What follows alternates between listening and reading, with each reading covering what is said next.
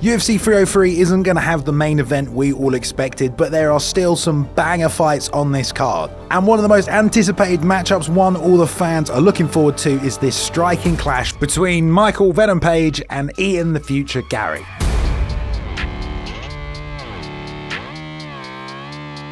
Both guys just have an arsenal of dynamic striking techniques, and both have finished people in loads of different ways. Trying to wrap your head around what is going to happen in this fight is not easy, so I went ahead and made a breakdown for it. So we're going to be taking a look at the footwork and timing of both fighters, the jab work and combinations of Ian, some of the deadly arsenal that MVP possesses, and areas both fighters might look to game plan around. Let's break it down. Alright guys, quick message from our sponsors today before we jump into the video. We all know that best fighters don't reach the peak of their careers by themselves, but have you ever wondered who's in their corner making those wins possible? You know, they're working with a team of professionals, strength and conditioning coaches, nutritionists, wrestling coaches, but they also work with mental coaches and therapists to make sure they've got their head in the game. If you want to be at the top of whatever it is you do, you need to be doing the same. You got to ensure that your mind is working right. And of course, one of the best ways to do that is get on board with our sponsor, BetterHelp.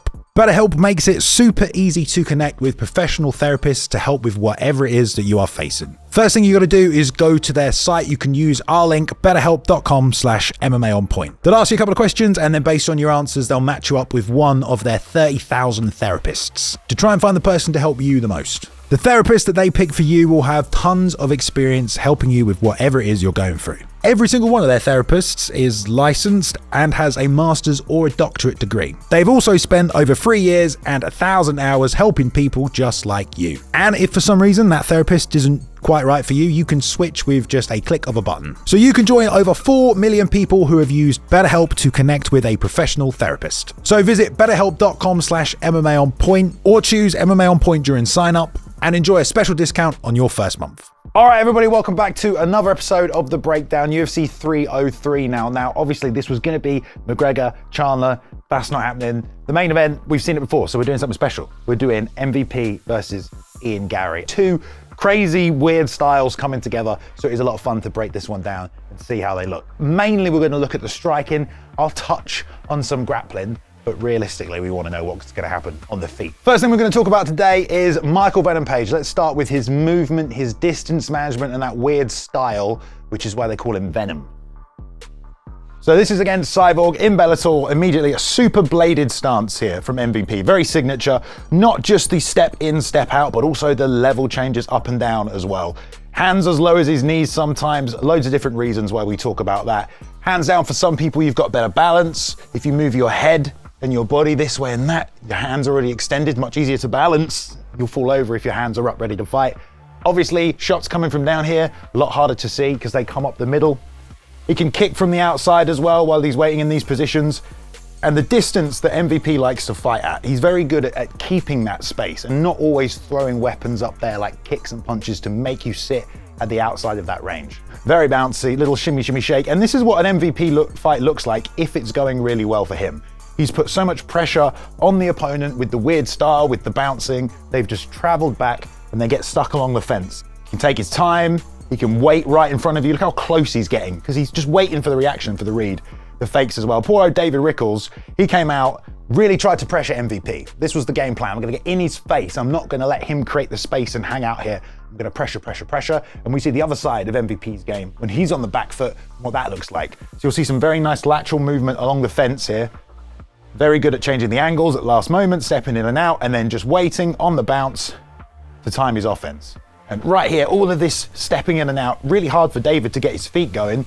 And right when he's not expecting it, you blitz in, you time out, and he's broken clear. Same thing again against the fence, this time a lovely combination, and he's gonna come off out this way, circle back out.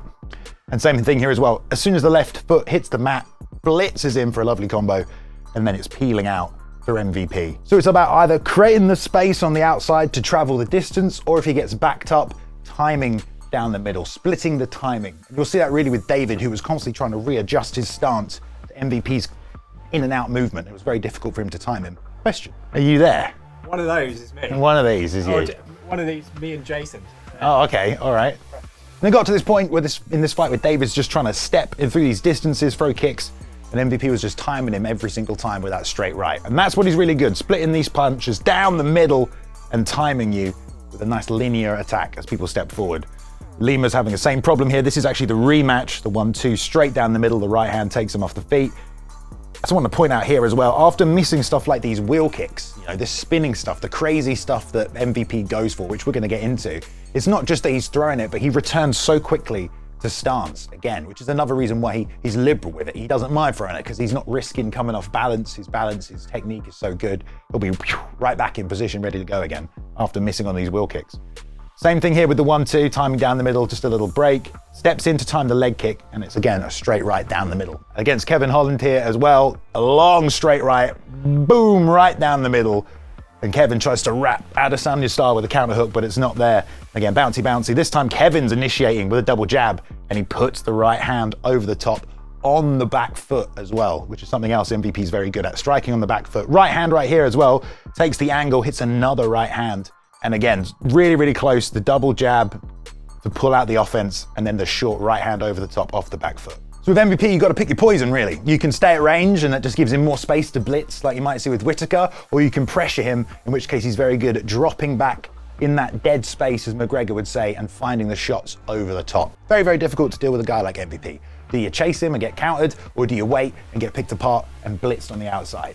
From a striking perspective, there's not really many people that can say they beat MVP. Lima catches him with a kick. We're gonna have a look at that. He loses. But in an actual striking matchup, MVP's pretty much beaten everybody except Mike Perry, but that's bare knuckle boxing, so we'll talk about that later, or another, not today. So that's MVP in terms of his basic striking strategies, but let's talk about Ian, the future Garry, okay, what he does really well. Everything for Ian starts off of his jab, and you'll notice something immediately. It's not just the timing, but the speed of Ian that's sort of given him an advantage over all of his opponents he's come up with pretty much so far. He's been a lot faster than a lot of guys, but it starts with the jab. So let's talk about the jab. So freezes in a space and can just extend and pop the jab before you can think about it. Frame with a long hand, fake this time, and then we'll see the jab behind it. This time to the body. Same thing again, fake, snap jab. And he can even hit these jabs while backing up as well. Moving forwards, moving backwards. Just the commitment to the jab from Ian because it sets everything else up. Sniff jab, pulls here, fake, reaction, jab. One more time after this as well. And again, Song, just using it to spear, just to pressure. Not too dissimilar how MVP was getting his opponents with their backs to the fence because of the offense, because of the danger of this lead hand. And it's more of like a spear with Ian. It's not always a way to connect and begin his combinations, but he'll just stick it in your face. So it becomes a jab and a frame at the same time. We'll talk about that in a minute. But again, pressure forward with the jab, put you against the fence, trap you, beat you up. That's Ian Garry. Again, here, even against Magny, this is basically it. Holding the space, trapped against the fence, faking the jab, popping the jab, following him circling out with the other side attacks as well. And of course, something else which we will talk about, the nasty leg kicks from Ian, which we'll get into in a minute. So here, just touching the lead hand, this forces the right hand away from the face and creates an angle for the jab. See a bit of surprise on the face because of the speed. And again, speedy snap jab, little parry with the right hand, and then re-enters with a jab, head kick behind it. Really nice. I've met Ian Garry, if you've seen the videos, I've stood in front of him, we played sparred for about 15 seconds. One thing you'll notice in fights, and I noticed, is his defense is very, very solid, very reactive, and very minimal movements. Like right there when he jabs his own, just a slight right hand, it barely even comes up. You got to slow it down to see how quick it is, but it's the comfortability of sitting in your defensive stance and just being ready to react to whatever happens. And Ian's very good at that. And here again, getting pressured by Gabe Green, just a little jab off the back foot, beats the timing, stops the offense. And here as well, like on the back foot, we start to see something else from Ian, which is the combinations. Lovely left hand over the top, and then he's going to go back forward with the pressure. So we got the frame with the touching hands, and just a quick right hook around the outside. And this is what we're talking about with speed as well. It's not only the distance management, but it's the change-ups in the speed. Because sometimes Ian will freeze in front of you. He's not gonna move, and then he'll fake. He wants you to move first, and he wants to be able to beat the speed and beat the timing of his opponent. Also off the back foot, we've got kicks from Ian. So a jab's come out, he actually uses his own jab hand just to frame off and flick the kick up over the side. And here as well, I want to talk about the orthodox southpaw matchup. MVP definitely switches a lot. Ian's going to attack the legs from orthodox, but he's also very well trained in what to do against southpaw fighters. And because he's got these long, skippy legs, I'm going to call them now, he's all legs, he can cover big distances. And he also uses that to cover angles as here. So you've got the two lead feet right here. He wants his left foot on the outside. So Ian takes a big skip to the outside here just to create angles for himself for the right hand, for the body kicks, and for whatever else he's going for. Big skip to the foot on the left to the outside. So it's the awareness as well of knowing the striking matchups. And here we go, the combinations from Ian. Really quick on the 1-2 and then immediately on that jab and the 2. The speed of the combinations. 1-2, the head kick to start this off. You get a jab, 2, some movement, and look at the turn on the counter. This is what I'm talking about with the defense.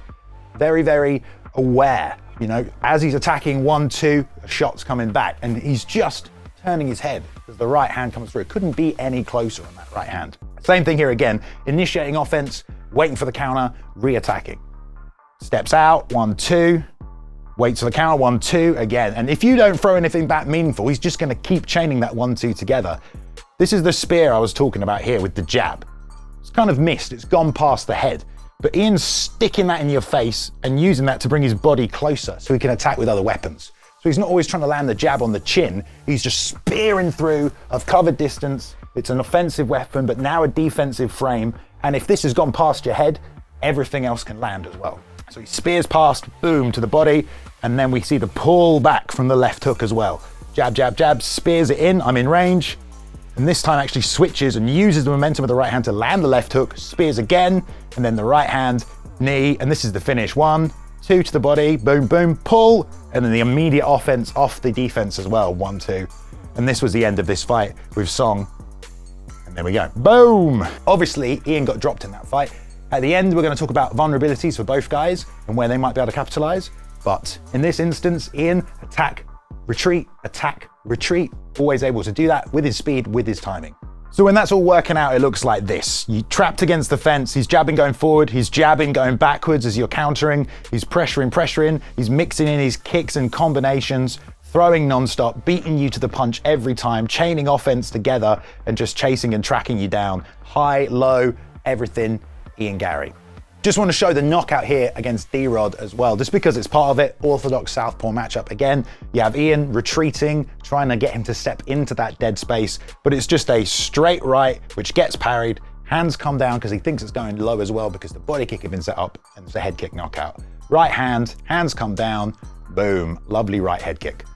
And for Ian, that's one of his favorite weapons, the head kick. He doesn't always knock people out with it. He got some knockouts in Cage Warriors with it, but that's a great example of how dangerous he is with both legs as well. So that's kind of Ian Garry in a nutshell, and we're going to jump back between both guys right now. But let's just talk about something that MVP has, kind of like an X factor for MVP, because he can win any fight in an instant because he throws very dangerous weapons. Everything is dangerous, a punch is dangerous, but there are certain techniques that are high risk, high reward, like spinning elbows, like jumping knees. You know, they are devastating shots. If you land one, you can completely change the course of a fight. And MVP is a guy who's constantly setting those things up and looking for them. And in a matchup of two very technical strikers that could go backwards and forwards, it's going to be the guy who takes the risks to go for the big, crazy knockout shots that might just land one and change the course of the fight. But let's have a look here with Holland. A lovely spinning elbow. So this is MVP. He's retreated back to create more space because he needs distance. Boop. Holland's going to throw the hook around the side and commit to the offense, but he's setting up this beautiful reverse elbow that just lands like on the side of the chin. Kevin just turns his head in time. But again, those kind of shots can end the fight. And MVP has him in the tank against Cyborg here as well. Again, moving forward with this pressure, hands are down, baiting some offense. You're going to do what most people do, just throw a big right hand, you know, predictable. And that set up perfectly the timing, the distance for the knee. You know, and that's something MVP wants to land. He's not just in that moment. He's throwing a punch. I'm going to knee. You don't have time. It's pressure. As soon as he moves, my distance is and he's straight into it. So we've kind of had a look at what MVP might look like if he gets put on the back foot. What about Ian as well? Ian does something very good against a lot of opponents, which he might find hard to do against MVP, is whenever he gets backed up, he recircles and takes the center of the cage. He does it every single time. He's very good at it. Right here, pressured against the fence, just gonna keep walking around to take back the center. This is where he wants to be. It's just the awareness within a fight. Even when he's pulling shots with his hands down, I want to be in the center. I want to push you backwards. Something else Ian does very well, very careful, very sensible about his entries. When he's going to attack, when he's going to retreat. He's good at gauging. Right here, he steps in, thinks about the uppercut, doesn't like it, decides to pull, and just gets out of range of this left hook. And Ian's a guy that will drop his hands so he can lean with more balance but he can work very well defensively moving backwards. Nice parries there. Same thing here, trapped against the fence against D-Rod. Level change brings out the 1-2. Doesn't commit to the offense, uses the level change to bring something out. Hit and run for Ian Garry is something he's very good at, moving backwards with another head kick. Here again, it's actually the lead hand connection, but obviously this is the knockout off the back foot. And again, he's just drawing him in, drawing them into that dead space. I almost feel like the same way Conor McGregor made a career of, I'm a southpaw, you throw a right hook, I'm gonna slip and throw the left hand over the top. Ian Garry is an orthodox guy who fights southpaws who throw the left hand and he slips and throws the right hand over the top. So it's like a reimagining of Conor McGregor, but against modern southpaws, whereas Conor was a modern southpaw doing it against traditional fighters. So it's kind of interesting. But again, Ian is exactly the same as MVP. He's dangerous going forward, he'll pressure, he'll freeze you against the fence, but he's really dangerous going backwards as well. Against Jeff Meal, again, great lateral movement and so much circling. Hit, run, and he's gonna circle away. Always back to the center where he can start moving forward again. And Jeff did a good job sometimes covering space, but Ian gazelling his way with his long legs back to the center. Sorry about that. And I think this is why people got frustrated with Jeff in this fight a little bit, because he just kept blitzing forward and Ian can take the angle and come back to the center every time. Off the back foot right here as well, lovely right hand, rolls, ducks out, steps out of danger. And again, this left hook, boop, you barely see it. You barely see it, but he times the left hook in there and then back on the blitz with these chain combinations as well. Look, all the way back to the cage, and now Gabe's on the fence. Boom. Beats the timing there with the jab with the speed, pulls the right hand, beats the timing with the jab, 1, 2, and he's down. You know, I know MVP's Venom, you know, because he snaps and he explodes. You could call Ian a bit of Venom as well with the retraction and the snap back as well. All right, something that everyone's probably talking about already. You may have commented about it because I haven't talked about it yet, but leg kicks, right? Leg kicks are something I think everyone thinks is going to be part of this game plan, mainly because Ian just won his last fight with crazy leg kicks and dominating with a leg kick based game plan. And MVP, when he's lost, is when he's been caught by leg kicks and then sort of hit on the way up or countered. But leg kicks tend to work against a guy who's got a very wide base, a very bladed style. It's usually there as quite a presentable target. We'll have a look what we mean, because some people have landed some kicks on MVP. So even against Kevin Holland, you know, he knew the leg kicks were there, he's trying to find a home for it. Rickles throwing those legs out there as well. Lima steps in and the right leg kick is there. And that's a case of where MVP hasn't committed to a blitz, he's just left his feet there, which leaves them as a target. So again, the same way Ian doesn't always enter an attack, if MVP enters to get a read, he does leave himself vulnerable for those leg kicks sometimes as well. Here again, lovely right leg kick, and this is timed as the straight's coming through. High guard for Lima saves him, but it's that danger. And at the same time, you know, MVP, if you ask him about leg kicks, because everyone brings this up, he wants you to try and leg kick him, because if you can land a leg kick, then you're kind of in range for his weapons as well. And he also says it makes you predictable. Like if you go in there with a leg kick based game plan, well, he knows every time you're gonna throw a leg kick, I can go straight down the middle. So MVP usually has somewhat of a, not a disdain, but he's like, keep kicking me in the leg, inviting that game plan to, you know, make it easier to set up the kill shot. So he doesn't like that one, but of course, what happens next in this fight? We have MVP down low, and this time steps in, and I wanna show you this, boom. So not only is he timing it correctly, but when you watch it, Lima actually goes leg kick before MVP commits to the punch. So it's not just that he's timed him, he's predicted that the blitz is coming, and he managed to get this leg kick off before the right hand is even landed, right? Which is perfect because it takes the base out, and this is where we see MVP lose for the first time in his career, down, and the follow-up, boom, uppercut. And that's all it took, one shot, one uppercut on the way up, timed off that leg kick. Other things happen as well when he crashes in right here, another leg kick on the outside of this right hand, this blitz, and also almost the follow-up thing. This was the rematch right here. The same thing almost happened again, right? Lima times the blitz with a leg kick and tries to throw the uppercut. So MVP, this vulnerability, let's call it, hasn't gone away, still there. So you better believe Ian's gonna be trying to time those blitzes with the leg kicks. And Ian, with the leg kick game plan here against Magny, I mean, he absolutely picks him apart. Really, really good accuracy. And you know it's powerful. He's so upright, almost like Cowboy, which is why when he level changes into the leg kick, it's kind of hidden like Pereira. There isn't like a step out and a change in his posture. He's upright and he just drops his leg and drops it in there.